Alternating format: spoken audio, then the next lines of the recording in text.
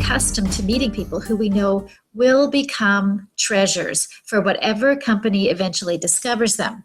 But like gold or diamonds or other treasures, some treasures are not always visible.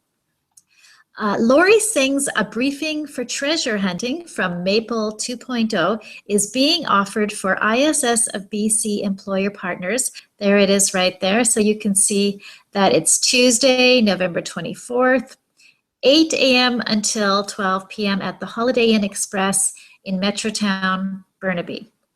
Today with me is Laurie Singh. Thanks very much for joining me today, Laurie. Thanks, Gwen. It's my pleasure. And you're right, it really is a privilege to meet so many of the talented newcomers who are making their home in Canada.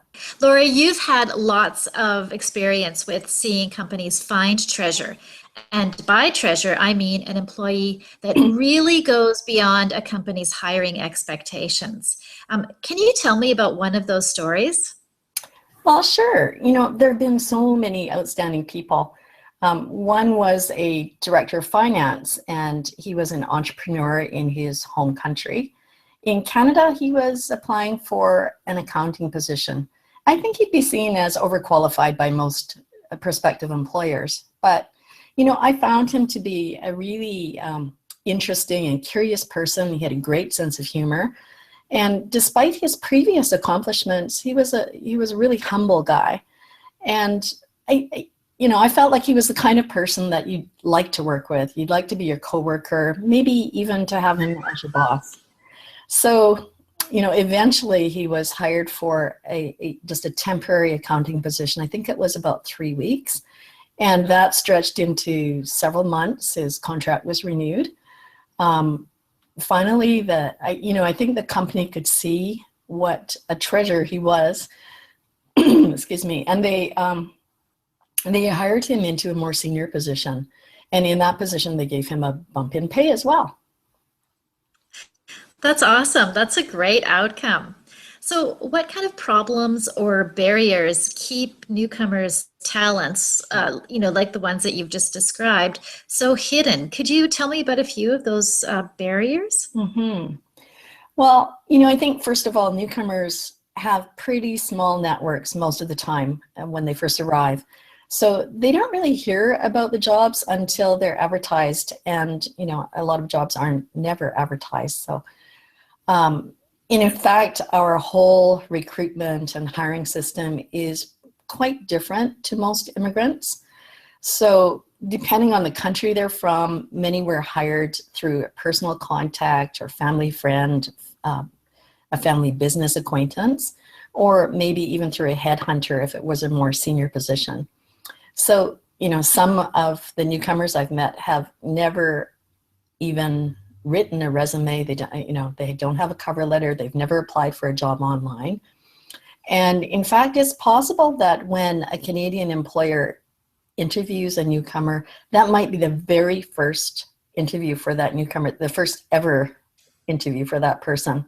And wow. If you could just imagine the pressure that would be upon a person.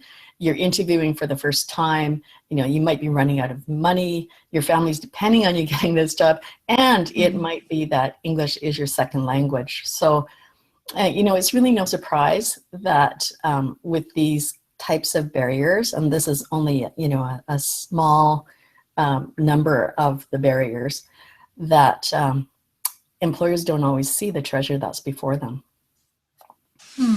So what HR tweaks or hacks will you be sharing? We'll definitely be looking at how to reduce language and cultural barriers in recruitment and selection. But beyond that, even after newcomers are hired, their talents can stay hidden for a long time, their real value. So we're also going to explore specific actions that managers and team leaders can take to help newcomers fit in faster and, to get the feedback they need, to participate in meetings, and to help the whole team deal with some of the cultural differences, usually in communication, that occur. And these tips can all help to transform a potentially difficult situation. But, I don't want to give away the whole story, Gwen. So All right. All right. I won't press you for any more details. So I look forward to hearing more of your ideas. And if you are listening right now and you're an ISS of BC employer partner, and if you haven't signed up yet with Inez Montoya, then please do so. Thanks very much for joining us today. And Laurie, thanks for joining me as well. thank you, Gwen, and I hope to see you all on November 24th.